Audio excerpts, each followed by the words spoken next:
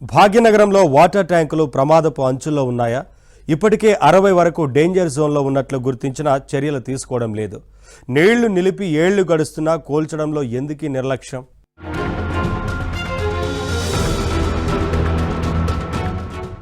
Greater పరిధిలోని వివిధ ప్రాంతాల్లో వాటర్ ఓవర్ హెడ్ ట్యాంకులు శిథిలావస్థకు చేరాయి. కొన్నింటికి పిల్లర్లు కుంగితే కొన్ని తరచూ పెచ్చులు ఊడుతున్నాయి. వాటికి నీటి సరఫరా నిలిపివేసినప్పటికీ ఎప్పుడు కూల్తాయో తెలియక స్థానికులు తీవ్ర భయోందోళన చెందుతున్నారు. వాటితో ముప్పు పొంచి ఉందని పేర్కొంటున్నారు. గ్రేటర్ హైదరాబాద్ తో పాటు శివారు ప్రాంతాల్లో పూర్తిగా శిథిలావస్థకు చేరిన ట్యాంకులు 60కు పైగా ఉన్నాయి. ఎస్ఆర్ నగర్, వెంగళరావు నగర్, ఎర్రగడ్డ, కృష్ణానగర్, మూసాపేట, కూకట్పల్లి, ఫతేనగర్, సికింద్రాబాద్, లాలాపేట, చిలుకానగర్, ఉప్పల్, నాచారం, హబ్సీగూడ, ముషీరాబాద్, ఖైరతాబాద్, అబిడ్స్, నాంపల్లి, కార్వాన్, మెహదీపట్నం, మైలార్దేవ్ పల్లెలతో పాటు పాతబస్తీలోని పలు ప్రాంతాల్లో శిథిలావస్థకు నీటి ట్యాంకులు చేరుకున్నాయి.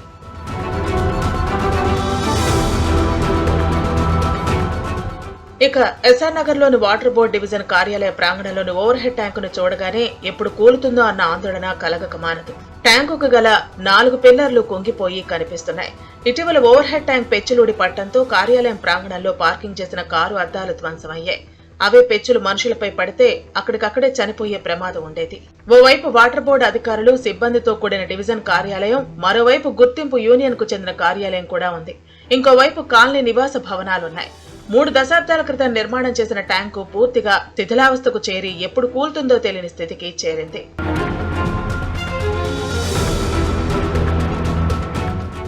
వెంగళరావు నగర్ లో కూడా మరో ఓవర్ హెడ్ ట్యాంక్ సైతం పూర్తిగా శిథిలావస్థకు చేరింది. పెచ్చులూడి కింద పడిపోతున్నాయి. ఈ ట్యాంకు ప్రమాదకరంగా మారిందని 20 ఏళ్ల క్రితమే నీళ్లు నిలిపివేశారు. కానీ కూల్చేందుకు చర్యలు చేపట్టడం లేదు. అయితే ఎవరైనా ఫిర్యాదు చేస్తే చాలు, డేంజర్ జోన్ గా చుట్టూ ఎర్రటి రిబ్బన్ కడతారు. కొన్ని రోజులు కాగానే తీసేస్తారు. కానీ శిథిలావస్థకు చేరిన ట్యాంకును కూల్చేందుకు మాత్రం వాటర్ బోర్డు అధికారులు చొరవ చూపటం లేదు. పూర్తిగా శిథిలావస్థకు చేరిన ఓవర్ హెడ్ ట్యాంకు ఏ సమయంలో కూలిపోతుందననే భయోందోళన స్థానికులను వెంటాడుతోంది.